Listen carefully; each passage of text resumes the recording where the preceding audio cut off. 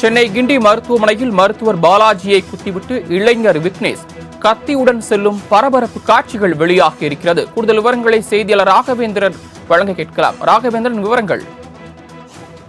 வணக்கம். பெருங்குளத்துறை சேர்ந்த தனது தாய்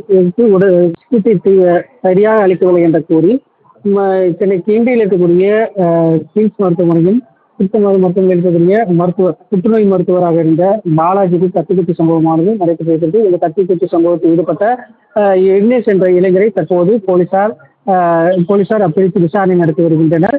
இந்த நிலையில் அந்த நபர், அதாவது இந்த பாலாஜி மீது கிட்டத்தட்ட 7 இடத்தில் அவர் கத்தி குத்தி இருக்கிறார். அந்த கத்தியால் குத்திவிட்டு அவர் அந்த மருத்துவமனையில் செல்லும் வீடியோ காட்சியை தான் நாம் பார்த்து கொண்டிருக்கிறோம். அவரை அந்த கத்தியால் குத்திவிட்டு மிக சாதாரணமாக நடந்து கொண்டிருக்கிறார். அவரை பின்தொடர்ந்து அங்கிருக்கக்கூடிய பணியாளர்கள் பிடித்து அவரை தாக்கும் காட்சியானது தற்போது வெளியாகியிருக்கிறது. இதனை அடுத்து தற்போது போலீசார் அவரிடம் விசாரணையானது நடத்தி வருகின்றனர். விசாரணையின் போது பல்வேறு திடுக்கிடும் தகவல்களையும் நடத்தியிருக்கிறார்.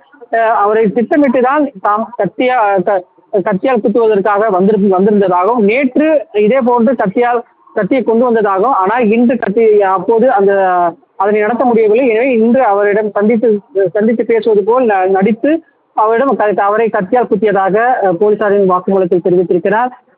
தற்போது விசாரணையானது நடைபெற்று வருவதாகவும், பாலாஜி தகவல் குறித்தான விசாரணை நடைபெற்று வருவதாகவும், விக்னேஷிடம் தொடர்ந்து விசாரணை நடத்தி அதன் பின்பு இதற்கு பின்புலமாக வேறு யாராவது இருக்கிறாரா என்ற கோணத்திலும் விசாரணையானது போலீசார் தரப்பில் நடத்தப்பட்டு வருகிறது.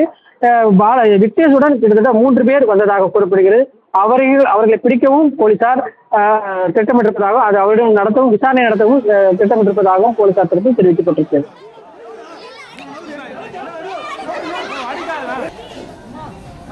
மருத்துவர் பாலாஜியை விக்னேஷ் கத்தியால் சரமாரியாக குத்திவிட்டு சர்வ சாதாரணமாக மருத்துவமனை வளாகத்தில் நடந்து செல்லக்கூடிய விக்னேஷ் மருத்துவரை குத்திய கத்தியை தனது பாக்கெட்டில் இருந்து எடுத்து மருத்துவமனை வளாகத்தின் ஓரத்தில் தூக்கி வீசி எரிந்துவிட்டு செல்லக்கூடிய காட்சிகளும், விக்னேஷை பொதுமக்கள் பிடித்து சரமாரியாக அடித்து உதைத்திருக்கக்கூடிய வீடியோ காட்சிகளும் வெளியாகி பரபரப்பை ஏற்படுத்தி இருக்கிறது.